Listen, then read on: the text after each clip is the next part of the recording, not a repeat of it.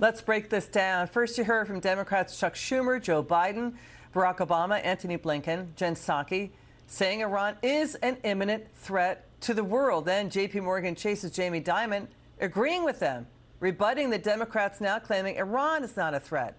And the U.S. is basically right in direct fire from Iran, given what it's has been doing with its ballistic missiles. Joining us now from House Judiciary, Congressman Russell Fry.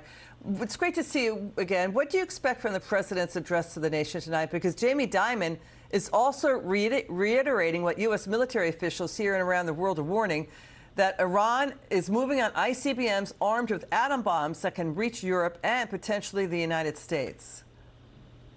Well, I expect the president, one, to talk about the tremendous success of Operation Epic Fury and its effect on the Iranian military capabilities. Tremendous success there, obviously. 12,300 targets struck. You've got Iranian warships that are now reef material at the bottom of the ocean.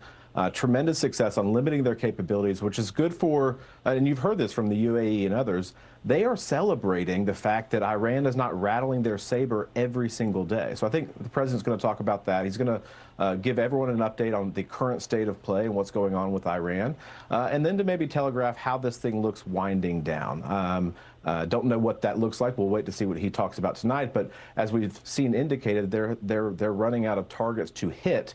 They're running out of success they can attribute to. So, but the president, because it was so quick and wildly successful, it's good to give the American people an update on where things stand. But from a military perspective, they've done a tremendous job at really destroying the military capabilities of the Iranians, and then how we move forward past that. We'll see what he has to say tonight. Yeah, it's the biggest destabilizing force in the region and the world. Let's get your reaction to Secretary of State Marco Rubio saying countries worldwide should be helping to stop Iran, but NATO and U.S. allies are balking. Watch this.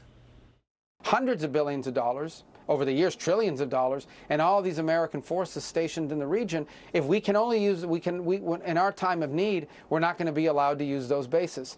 So I think there's no doubt, unfortunately, after this conflict is concluded, we are going to have to re-examine that relationship. We're going to have to re-examine the value of NATO and that alliance for our country.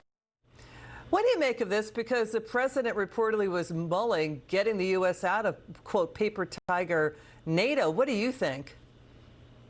Well, it's incredibly frustrating. I mean, the European nations sound a lot like the Democrats. They said last year that Iran was going toward a nuclear weapon, that it was unacceptable for Iran to do so. And then when given the opportunity to help stabilize Iran, to make sure that commerce can happen, and it's not just American ships that are being attacked. It's not just Americans that are being attacked or targeted in the Middle East. It's people in the West generally. We've seen this happen time and time again. So when given the opportunity to stand up in the cause of freedom and really make sure that these shipping lanes are open, that commerce can resume. And Europe's being punched harder than we are. They have failed to do so. So it's incredibly frustrating that our supposed allies are nowhere to be found. All right. Congressman Russell Fry, thank you so very much. It's good to see you. Still ahead, watch this. Thanks, Liz.